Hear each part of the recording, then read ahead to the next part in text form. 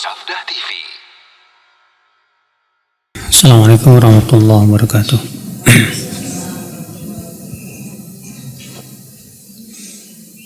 Alhamdulillah, nahmaduhu wa nasta'inuhu wa nastaghfiruh wa na'udzu billahi min shururi anfusina wa min sayyiati a'malina.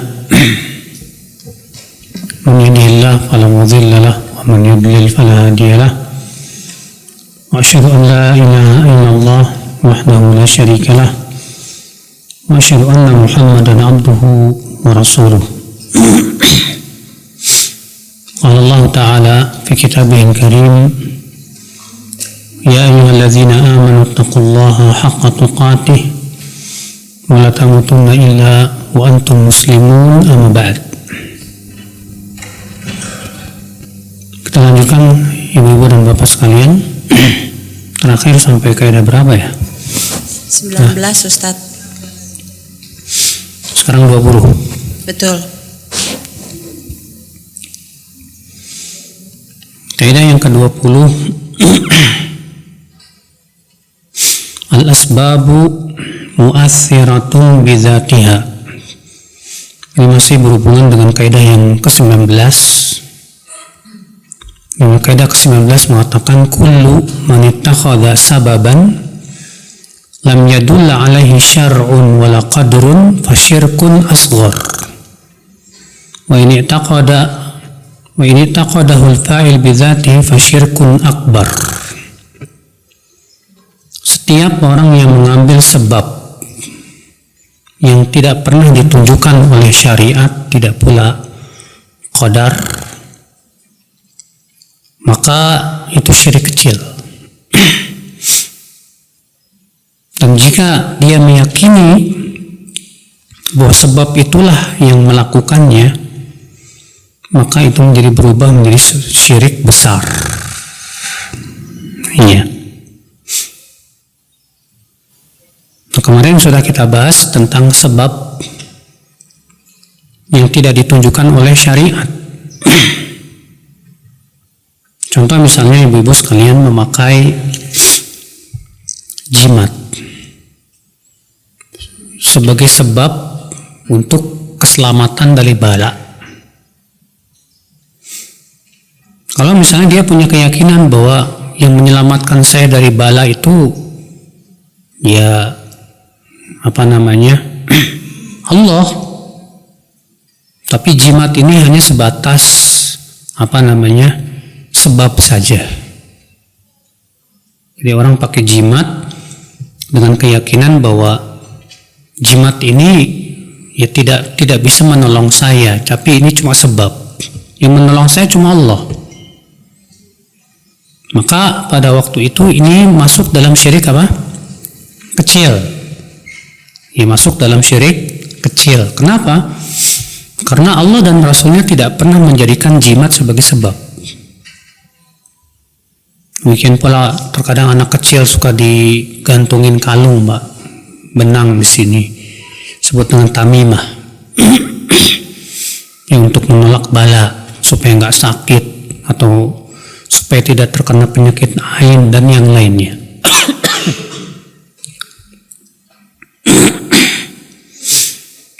Maka pada waktu itu kalau dia punya keyakinan bahwa ya benang tersebut atau sesuatu tersebut itulah yang menolak bala, kalau dia punya keyakinan bahwa jimat itu yang menolak bala, maka ini masuk dalam syirik besar. Tapi kalau dia tidak ada keyakinan itu, dia meyakini bahwa yang menolak bala hanya Allah, tapi dia mengambil sebab, dia jadikan itu sebagai sebab saja.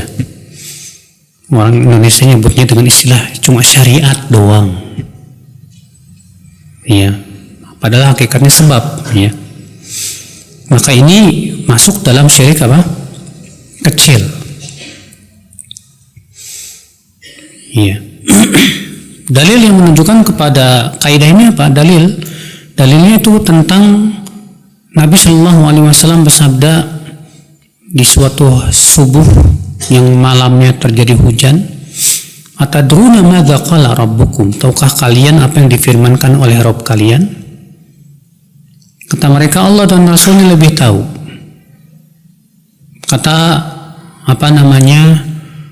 Rasulullah SAW, Allah berfirman, asbaha min ibadi mu'minun bi wa kafir.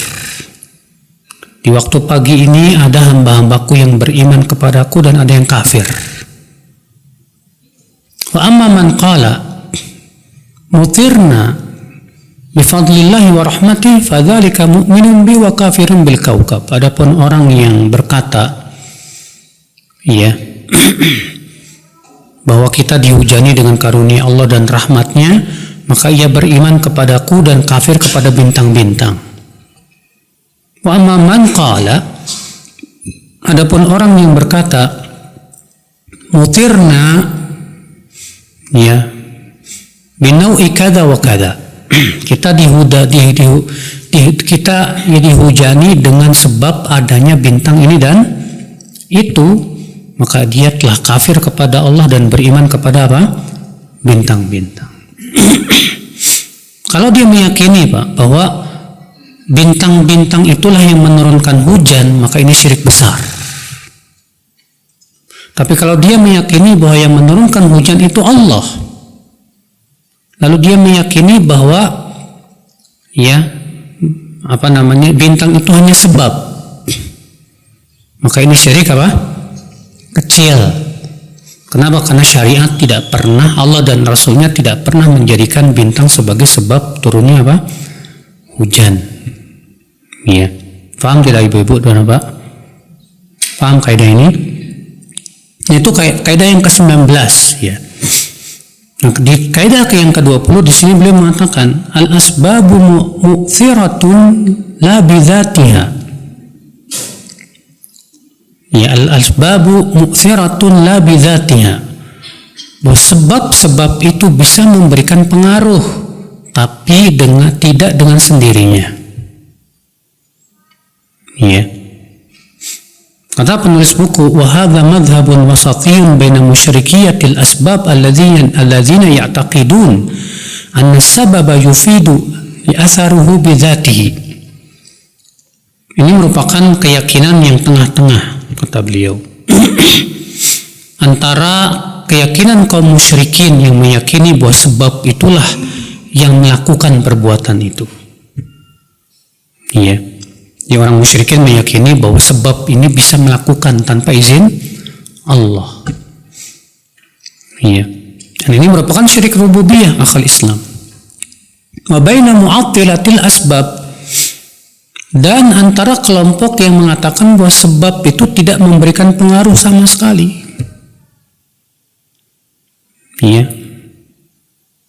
Contoh misalnya obat yang kita minum, Pak. Obat yang kita minum itu ada pengaruh tidak untuk kesembuhan badan kita, penyakit kita? Ada, tapi pengaruhnya tidak dengan sendirinya. Artinya itu semua dengan izin Allah. Kalau orang musyrikin meyakini obat itu berpengaruh dengan sendirinya tanpa izin Allah, Pak. Maka orang yang punya keyakinan seperti ini, Pak, hukumnya apa? Syirik besar apa kecil? Syirik besar. Kalau meyakini bahwa obat yang menyembuhkan Allah, tapi obat ini salah satu sebab kesembuhan, ini syirik apa bukan? Syirik apa bukan? Loh, kok katanya tadi paham?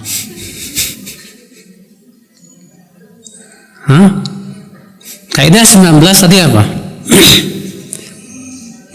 Setiap orang yang mengambil sebab yang tidak pernah ditunjukkan oleh syariat, baik. Sekarang saya mau tanya, obat itu ditunjukkan oleh syariat apa tidak? Ada syariatnya. Ada nggak perintah Nabi untuk berobat? Ada. Maka kalau sebab itu ditunjukkan oleh syariat, maka itu tidak termasuk syirik. Tapi kalau dia punya keyakinan bahwa sebab itulah yang melakukan tanpa izin Allah, tetap itu syirik, bahkan itu syirik besar. Obat betul punya pengaruh untuk kesembuhan penyakit, betul. Tapi ia tidak berpengaruh dengan sendirinya, tapi dengan izin Allah. Paham? Iya. Nah, ada kelompok yang mengatakan obat tidak punya pengaruh sama sekali. Maka ini pun kelompok yang salah. Ahlussunnah mengatakan bahwa ada sebab-sebab yang memberikan pengaruh dengan izin Allah. Seperti tadi berobat, ya. Namun ingat, ini dia memberikan pengaruhnya tidak berdiri sendiri, tapi semua dengan izin Allah Subhanahu wa taala, la bidzatiha. Ya. Nah, ini akal Islam. Banyak ya sebab-sebab yang ditunjukkan oleh syariat kok, Pak. Ya, seperti misalnya makan, minum itu kan sebab untuk kenyang ya. Kalau kita lapar ya kita makan, itu sebab. Iya. Tapi semua dengan izin Allah. Ada orang makan udah banyak makan nggak kenyang-kenyang, itu kenapa, Pak? Iya. Karena Allah belum izinkan apa? Kenyang. Ini akal Islam, azani Allah wa yakum. Maka kata beliau, walidzalika fahdhar ya ibna Adam an tanzur ila sabab nadharan kulliyan. Oleh karena itulah waspada, jangan sampai kamu ya meyakini sebab itu dengan keyakinan yang menyimpang. Dan yaitu bahwasanya sebab itu memberikan pengaruh berdiri sendiri tanpa ada izin dari Allah. Itu hati-hati, karena ini bisa termasuk ke dalam apa? Syirik. Iya. Baik, sekarang masuk ke kaidah 21.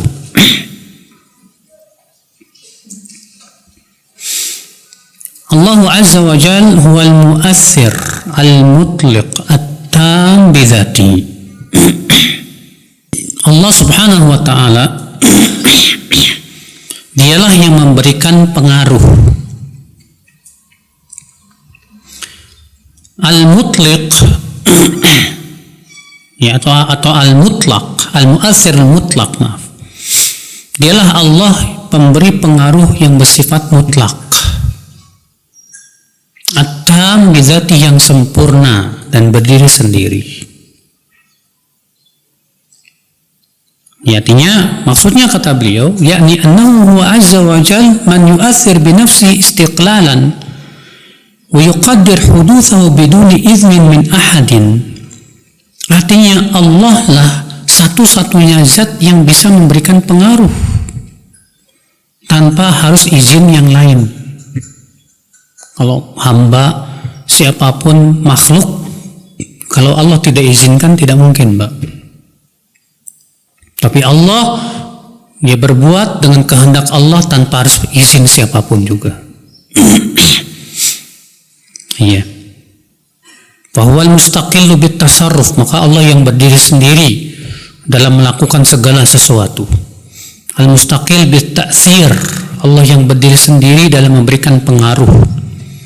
Ya, al mustaqil bil ihya wal imatah, Allah yang berdiri sendiri dalam menghidupkan dan mematikan.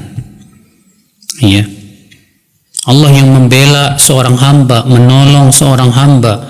Allah yang memberikan izin dalam masalah syafaat. Allah juga yang memberikan perlindungan, pertolongan, dan yang lainnya. Ya. Dan itu semua hanya untuk Allah, tidak untuk apa? Makhluk. Adapun makhluk, mereka bisa menolong, bisa, tapi tidak secara apa? Berdiri sendiri. Semua itu dengan izin dari siapa? Allah Azza wa Jal. Nah, ini akal Islam, azani Allah wa yakum, ya. Dalil daripada kaidah ini surat Al-An'am ayat 51. Allah berfirman, wa anzir bihil ladzina yakhafuna an yuhsyaru ila rabbihim laisa lahum min dunihi waliyyu wala syafi' la'allahum yattaqun. Dan berikanlah peringatan kepada orang-orang yang takut untuk dikumpulkan kepada Rabb mereka di padang mahsyar, Dan di hari itu tidak ada, mereka tidak memiliki wali, tidak pula pemberi syafaat, kecuali dengan izin Allah subhanahu wa ta'ala. Ya. Nah ini ibu-ibu dan bapak sekalian, fahamnya kaidah ini ya. Jadi yang memberikan pengaruh secara mutlak, ya, siapa? Allah. Makhluk tidak. Ya.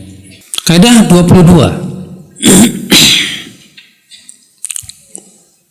Tauhidur rububiyah yastalzimu atau mustalzimun li tauhidil uluhiyah. Tauhid rububiyah itu berkonsekuensi kepada tauhid uluhiyah. Artinya, kalau seseorang mengakui Allah sebagai Rabb, Allah pencipta, Allah pemberi rezeki, Allah pengatur alam semesta, konsekuensinya Allah satu-satunya zat yang berhak disembah, yang diibadahi. Konsekuensinya bahwa ibadah itu hanya untuk siapa, Bu? Untuk Allah subhanahu wa ta'ala. Mana dalilnya kaidah ini? Dalilnya yang pertama surat Al-Baqarah 21. Allah berfirman, ya ayuhan nas u'budu rabbakumul ladzi khalaqakum walladzina min qablikum la'allakum tattaqun. Hai manusia, beribadahlah kamu kepada siapa? Kepada Rabbmu yang telah menciptakan kamu dan menciptakan orang sebelum kamu. Lihat, Allah mengatakan kalian tuh hendaknya beribadah kepada siapa sih? Rabb yang telah menciptakan kamu. Sedangkan menciptakan itu termasuk tauhid apa? Tauhid rububiyah. Ya. Menciptakan itu termasuk tauhid rububiyah. Artinya kalau kamu yakin bahwa yang menciptakan kamu itu Allah, dan yang menciptakan orang-orang sebelum kamu juga Allah, maka hendaknya yang kamu hanya ibadahi siapa? Allah saja, tidak yang lainnya. Karena selain Allah bisa menciptakan tidak? Tidak, justru mereka diciptakan. Ya. Orang yang menyembah sapi, sapi bisa menciptakan? Sementara sapi sendiri diciptakan. Orang yang menyembah matahari, matahari menciptakan atau diciptakan? Diciptakan, dia tidak bisa menciptakan. Orang yang menyembah malaikat, malaikat menciptakan atau diciptakan? Dia diciptakan. Bagaimana hendak diibadahi sesuatu yang diciptakan dan butuh kepada penciptanya, tahu-tahu kok dijadikan Tuhan? Aneh, di mana akal? Iya. Dalil yang kedua yaitu surat Yusuf ayat 106. Itu firman Allah, wa ma yu'minu aktsaruhum billahi illa wa hum musyrikun. Dan tidaklah kebanyakan mereka beriman kepada Allah kecuali mereka berbuat syirik. Ya, tidaklah kebanyakan mereka beriman kepada Allah kecuali mereka berbuat syirik. Maksudnya bagaimana? Banyak salaf, ya, para ahli tafsir menafsirkan, ay annahum ya'taqiduna bi anna Allah huwal khaliqur raziq al-musakhkhir lis-samawati wal ard al-muhyi wal mumit thumma ya'buduna ghairallah.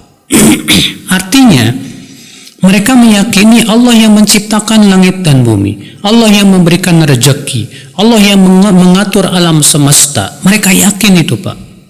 Tapi kemudian mereka marah beribadah kepada selain Allah subhanahu wa ta'ala. Iya. Padahal seharusnya kalau mereka tahu bahwa Allah satu-satunya pencipta, seharusnya yang harus kita ibadah siapa dong? Allah subhanahu wa ta'ala. Nah inilah, Bu, ya, kesalahannya pemahaman orang-orang musyrikin. Orang musyrikin Quraisy kalau ditanya siapa yang menciptakan langit dan bumi? Allah. Siapa yang menurunkan hujan? Allah. Siapa yang menghidupkan dan mematikan? Allah. Itu keyakinan orang Quraisy sudah. Tapi anehnya mereka memandang boleh beribadah kepada selain Allah selama tidak meyakini bahwa yang menciptakan langit dan bumi itu mereka. Ya. Dan subhanallah ibu-ibu, ternyata keyakinan seperti ini banyak juga diyakini banyak kaum muslimin, terutama dari kalangan tasawuf. Makanya tidak aneh ya, orang-orang sufi menolak adanya pembagian tauhid menjadi 3. Tauhid rububiyah, uluhiyah, asma dan sifat. Kenapa? Karena mereka hanya mengakui tauhid rububiyah saja. Uluhiyah dan asma wa sifat mereka tolak. Iya. Makanya banyak orang sufi meyakini bahwa kalau kita minta kepada wali boleh, selama kita yakin bahwa yang memberi, yang mengijabah doa itu siapa? Allah, kata mereka. Kalau kita datang ke kuburan wali, wahai wali fulan, ya, tapi kita yakin yang mengabulkan doa siapa? Menurut mereka itu bukan syirik. Ini pemahaman, justru itulah pemahaman kaum musyrikin Quraisy. Karena ini sama saja memalingkan ibadah kepada selain siapa? Doa itu ibadah tidak? Doa itu ibadah. Harusnya hanya kepada siapa? Allah subhanahu wa ta'ala. Iya. Walaupun kamu meyakini, saya yakinnya yang mengabulkan doa cuma Allah kok. Ini cuma wasilah saja. Kita katakan ya akhi, Allah tidak pernah menjadikan mayat yang sudah meninggal sebagai wasilah. Iya. Nah, ini ya ibu-ibu dan bapak sekalian. Kemudian kaidah yang ke-23. Tauhidur rububiyyati wal burhanul a'zam li tauhidil uluhiyah. Tauhid rububiyah itulah bukti yang paling agung yang menunjukkan kepada tauhid uluhiyah. Artinya bahwa keyakinan seseorang bahwa yang menciptakan langit dan bumi itu bukti yang sangat nyata bahwa Allah lah satu-satunya zat yang berhak diibadahi, dan bahwasanya ibadah itu hanya untuk siapa? Untuk Allah saja, tidak untuk yang lainnya. Ya. Makanya dalam Al-Quran sering tidak Allah menyebutkan tentang bukti-bukti tanda-tanda kekuasaan Allah, Pak. Banyak, Pak. Ibu-ibu mungkin sering membaca tuh ya, inna fi khalqis samawati wal ardi wa ikhtilafil laili wan nahar la ayatin li ulil albab. Sesungguhnya dalam penciptaan langit dan bumi, pergantian siang dan malam, terdapat tanda-tanda kebesaran Allah bagi orang yang punya apa? Pikiran, kata Allah. Ya. Artinya kalau kamu melihat penciptaan langit dan bumi dan kamu yakin betapa kuasanya Dia yang menciptakan itu, maka harusnya mikir dong. Ya, seharusnya yang satu-satunya zat yang berhak diibadah itu hanya Allah. Dan bahwasanya ibadah itu hanya untuk Allah, bukan untuk selain Allah. Iya. Ini ibu-ibu sekalian. Ibu baca surat Ar-Rahman, bagaimana Allah menyebutkan banyak kenikmatan-kenikmatan di situ. Ada surat yang disebut oleh Allah oleh para ulama dengan surat nikmat. Surat apa itu? Ada yang tahu ibu-ibu? Ada sebuah surat yang disebut oleh para ulama dengan surat nikmat. Karena saking banyaknya Allah menyebutkan tentang kenikmatan dalam surat itu. Ada yang tahu surat apa? Hah? Nggak ada yang tahu? Apa, Bu? Hah? Surat apa? Ar-Rahman? Salah. Surat An-Nahl. Surat apa? An-Nahl. Surat An-Nahl ini disebut oleh para ulama dengan suratun ni'mah.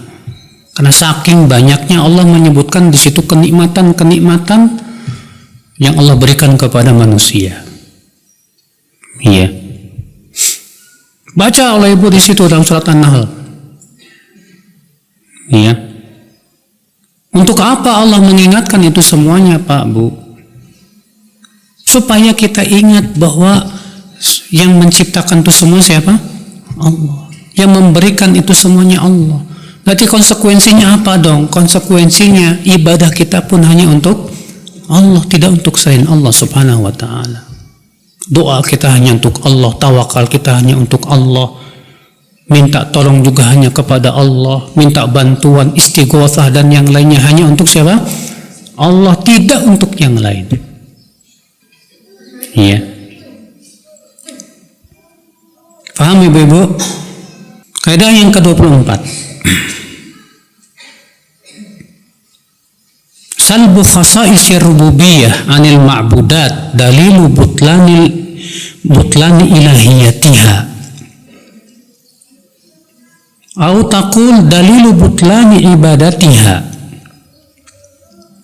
Lianna ta'alluh wa ta'abbud. Dicabutnya sifat-sifat rububiyah dari sesembahan, dicabutnya sifat-sifat rububiyah dari sesuatu yang disembah, itu bukti bahwa penyembahan kepada sesuatu itu batil.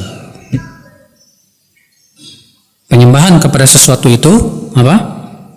Batil. Contoh, Bu, surat Maryam ayat 42. Surat Maryam ayat berapa?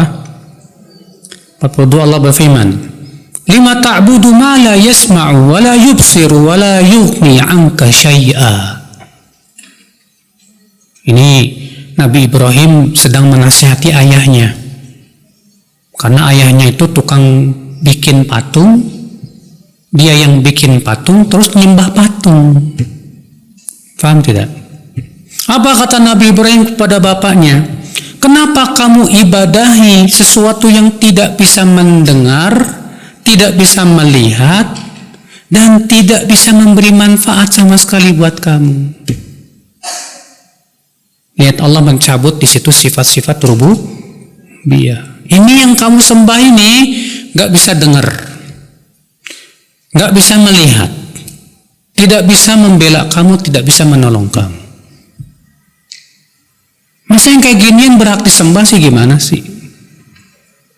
Iya. Contoh lain, surat Al-Hajj ayat 73. Surat Al-Hajj ayat 73.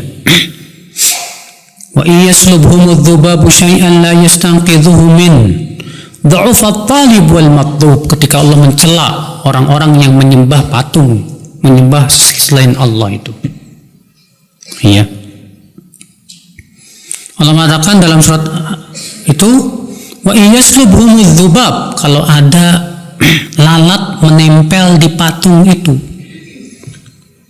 lalu lalat itu mengambil sesuatu dari patung itu, la yastanqidhuhu, mereka sendiri tidak bisa menolong patung tersebut dari si lalat, dan tidak pula minta dikembalikan, lalat balikin lagi tuh. Ya. Dha'ufat talib wal matlub, kata Allah. Lemah yang menyembah dan lemah yang disembah. Bayangkan Allah menyebutkan nama lalat, Pak, atau lalat, Pak, lalat hijau. Kita semua jijik kan, Pak, sama lalat ya. Kalau ibu lagi minum, tahu-tahu lalat hijau masuk ke minuman, gimana, Bu? Di sini Allah memberikan perumpamaan dengan binatang yang bagi kita itu remeh dan menjijikkan gitu loh. Kamu yang menyembah patung tuh mikir, kalau ada lalat nempel di patung tersebut dan mengambil sesuatu dari patung itu, kamu bisa nggak menyelamatkan dan mengambil kembali yang sudah diambil oleh lalat itu? Si patung nggak bisa, kamu sendiri yang nyembah nggak bisa. Maka Allah mengatakan da'ufat talib wal matlub. Lemah keduanya, baik yang menyembah maupun yang disembah. Berarti itu menunjukkan kepada apa? Bahwa ini sesembahan yang batil, tidak Pak? Sesembahan yang batil, tidak berhak disembah. Iya. Contoh lagi dalam surat Yasin, ibu-ibu yang suka yasinan. Allah berfirman, wattakhadhu min dunillahi alihatan la'allahum yunsarun la yastati'una nasrahum wa hum lahum jundun muhdarun. Dan mereka mengambil selain Allah Tuhan-Tuhan agar Tuhan itu bisa menolong mereka, supaya mereka bisa ditolong oleh Tuhan-Tuhan itu. Dan ternyata Tuhan-Tuhan yang disembah oleh mereka pun tidak bisa menolong mereka. Masya Allah. Ibu tahu sebab keislaman Amr bin Jamuh, seorang sahabat? Anak-anaknya 3 orang masuk Islam semua, Bu. Maka anak-anaknya berpikir gimana caranya supaya bapaknya sadar bahwa yang dia sembah itu lemah. Suatu malam anak-anaknya bersepakat untuk mengambil patung yang disembah oleh bapaknya itu. Diambil patungnya itu, disimpannya di tempat sampah. Maka Amr bin Jamuh di pagi harinya kehilangan Tuhannya, Pak. Tuhanku di mana? Dicari-cari ternyata di tempat sampah. Marah Amr bin Jamuh. Siapa yang melakukan ini pada Tuhan saya? Dibersihkannya, disimpan lagi. Malam harinya anak-anaknya ngambil lagi, Pak. Disimpannya bersama bangkai. Di pagi harinya Amr bin Jamuh kehilangan lagi tuannya. Marah, dicari lagi. Waduh. Sampai malam yang ketiga mereka lakukan dengan disimpan di tempat yang lebih busuk lagi, Pak. Akhirnya Amr bin Jamuh mikir, kalau kamu memang Tuhan, seharusnya kamu bisa membela dirimu sendiri. Lalu disimpannya pedang, udah kamu bela dirimu sendiri. Besoknya kehilangan lagi. Sadarlah Amr bahwa yang disembah ini tidak bisa memberikan manfaat dan mudarat. Bahkan buat nolong dirinya sendiri nggak bisa. Iya. Masuk Islamlah Amr bin Jamuh. Masya Allah ya, anak-anaknya ini hikmah dalam mendakwahi apa? Bapaknya nggak harus dengan cara ngomong, Pak. Tapi untuk supaya bapaknya mau berpikir bahwa yang kamu sembah ini patung, nggak bisa memberikan manfaat mudarat, bahkan nggak bisa menolong dirinya sendiri gitu loh. Kok ngapain kamu sembah itu? Iya. Makanya yang menyembah matahari tidak bisa memberikan apa-apa.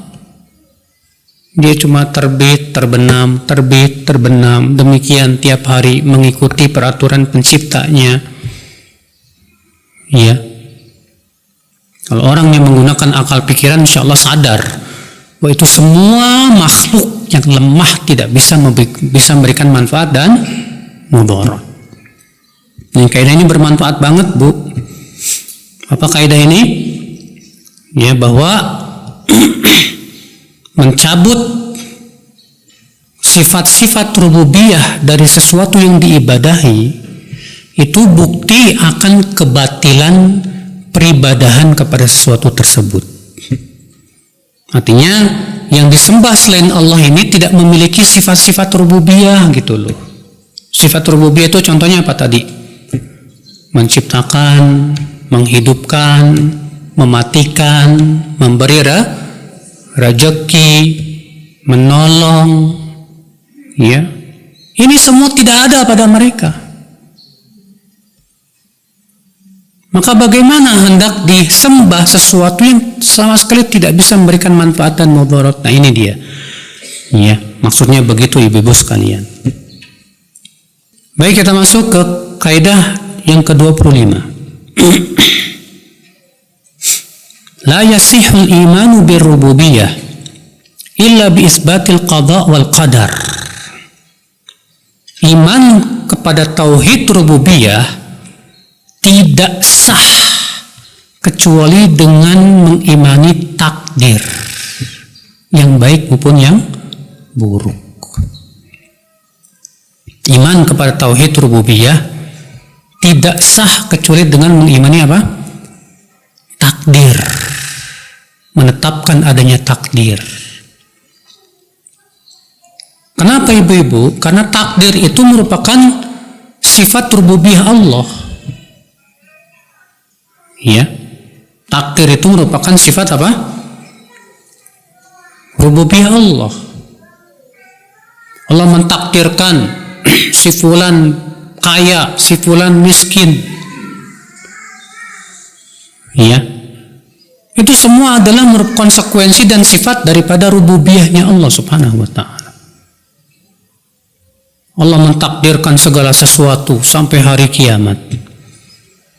Itu ditunjukkan oleh nama Allah Al-Malik, Raja, Al-Qadir, yang maha kuasa atas segala sesuatu. Ya. Maka keputusan Allah pasti berlaku pada setiap makhluk, Pak. Ketentuan Allah dan peraturannya pasti berlaku pada setiap makhluk. Itu sudah ketentuan Allah Subhanahu wa ta'ala. Yang Allah kehendaki terjadi pasti terjadi. Dan sesuatu yang tidak Allah kehendaki terjadi tidak mungkin apa? Terjadi. Ya. Nah, ini ibu-ibu sekalian. Makanya orang-orang Qadariyah itu sebagian ulama ada yang mengkafirkan, Pak. Siapa sih kaum Qadariyah itu, Bu, Pak? Kaum Qadariyah itu adalah suatu kaum yang meyakini bahwa takdir itu tidak ada dan bahwa Allah belum mentakdirkan. Iya. Jadi katanya perbuatan kita belum ditakdirkan oleh Allah. Enggak.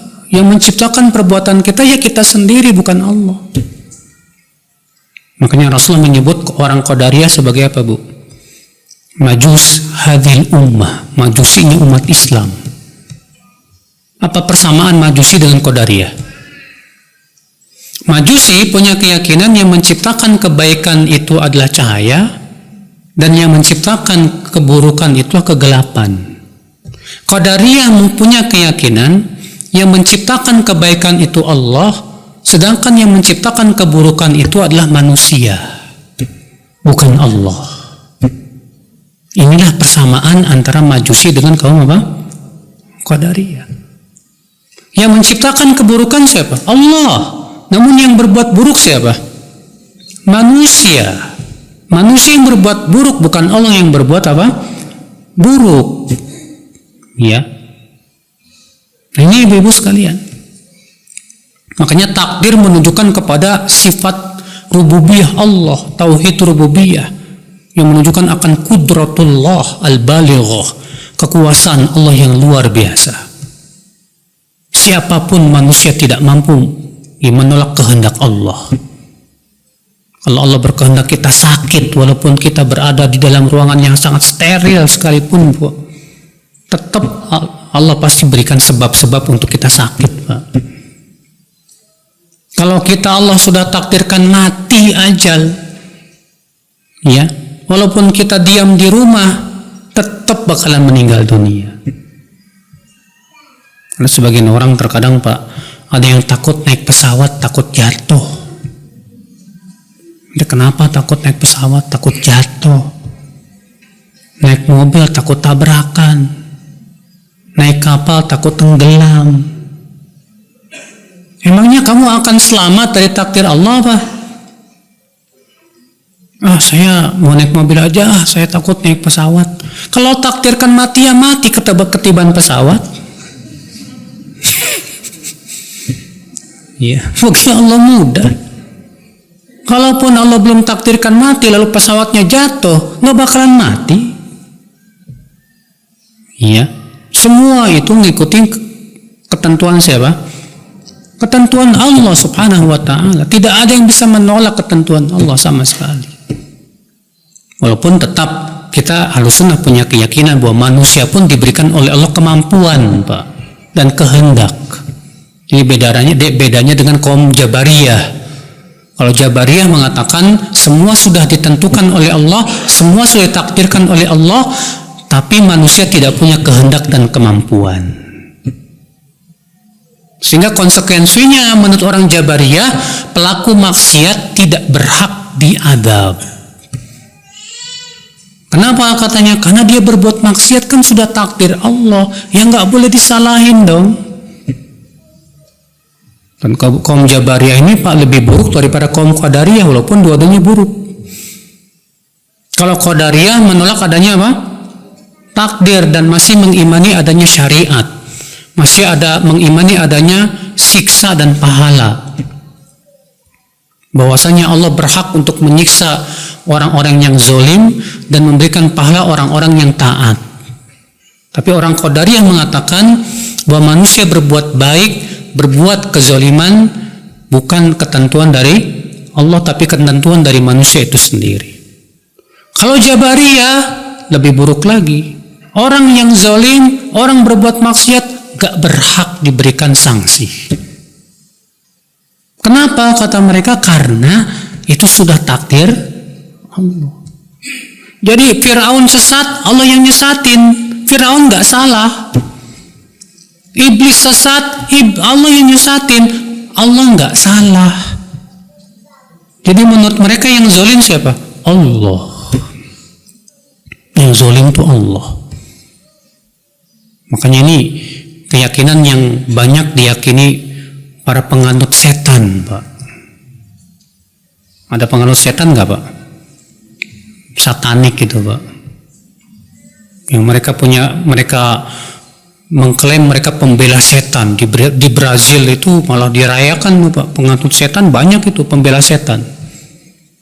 Karena keyakinan itu, katanya iblis itu dizalimi oleh Allah.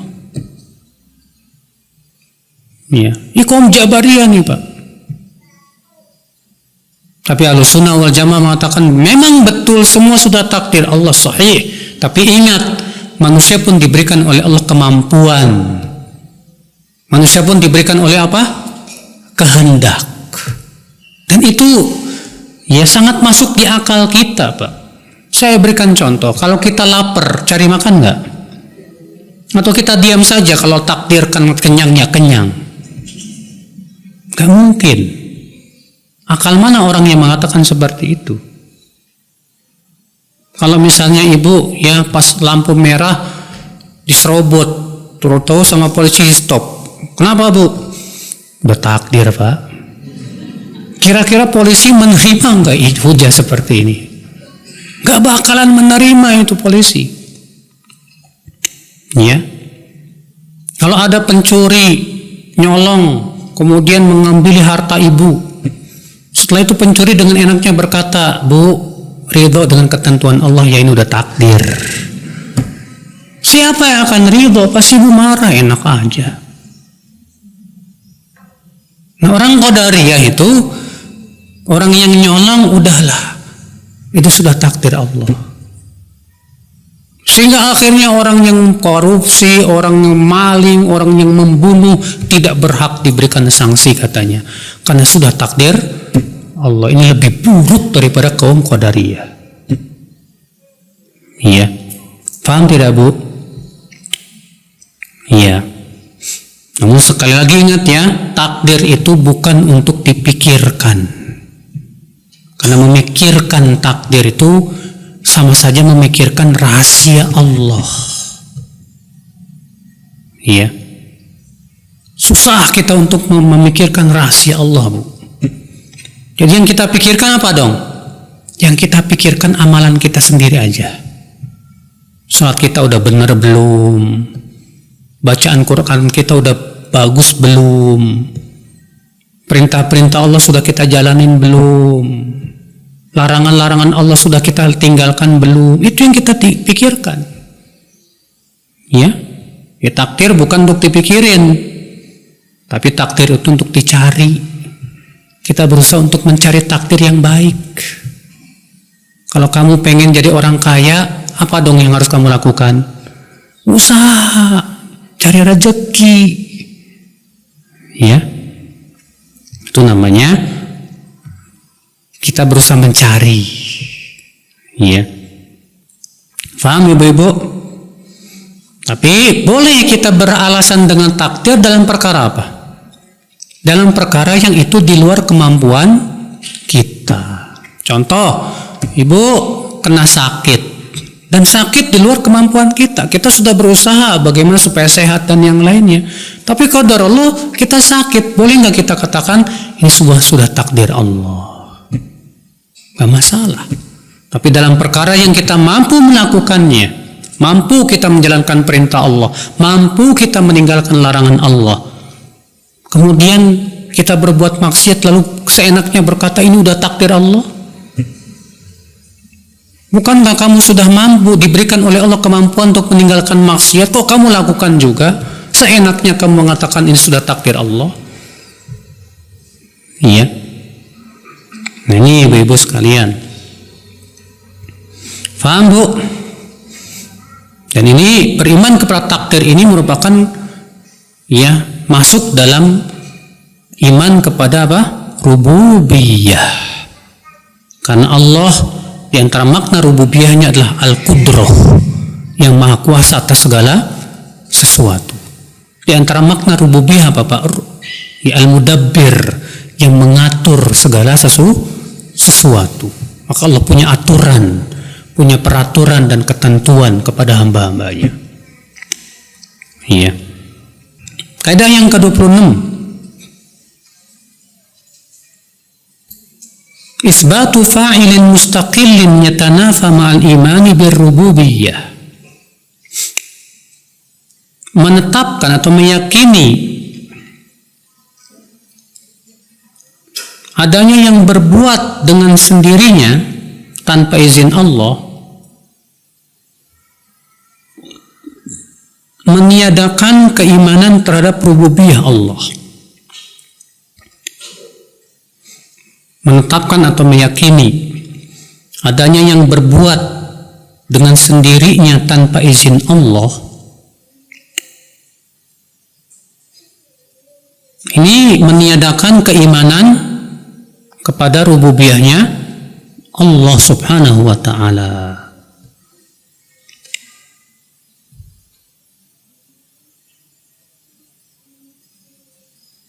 Kalau ada yang mempunyai keyakinan Pak bahwa wali bisa mengatur alam semesta, musyrik nggak? Musyrik. Kalau ada orang punya keyakinan bahwa seseorang bisa menyehatkan dirinya sendiri tanpa izin dari dan menolak sakit tanpa izin dari Allah, musyrik tidak Pak? Musyrik. Kita hanya berusaha saja supaya kita sehat dengan cara menjaga makanan, olahraga, ya menjaga istirahat dan yang lainnya. Tapi sekali lagi Pak, yang memberikan kesehatan itu siapa? Allah. Yang menyembuhkan siapa? Allah. Manusia bisa menyembuhkan tidak? Tidak. Kalau ibu punya keyakinan dokter bisa menyembuhkan tanpa izin Allah, musyrik tidak? Musyrik. Dokter nggak bisa nyembuhin, dokter cuma bisa apa? Ngasih obat, resep, ya, cuma meriksa aja, udah diperiksa, oh penyakitnya begini, ini ya resepnya, obatnya, silahkan beli di mana? Di apotik. Kalau Allah belum izinkan sembuh, nggak bakalan sembuh. Makanya saya merasa heran ya, ada seorang berkata kepada dokter, "Dok, tolong sembuhkan saya." Ini ucapan syirik loh. Iya. Minta tolong kesembuhan hanya kepada siapa? Kepada Allah. Tidak boleh kepada dokter kita ngomong begitu, "Tolong sembuhkan saya." Ya. Bolehnya gimana? "Dok, tolong periksa saya. Ya, tolong berikan saya obat yang sesuai." Ya. Nah ini ibu-ibu sekalian. Jadi ya, Kalau kita meyakini bahwa sesuatu itu berdiri sendiri dalam melakukan sesuatu tanpa izin dari Allah, ini meniadakan keyakinan kita terhadap tauhid rububiyahnya Allah subhanahu wa ta'ala. Karena yang berdiri sendiri dalam memberikan kehidupan, kematian, kesehatan, kesembuhan, semua hanya siapa?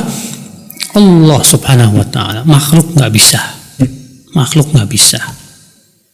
Ya, yang ngasih rezeki hanya siapa? Allah.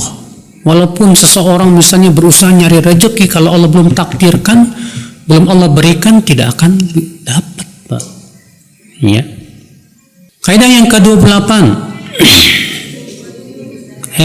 27 ya.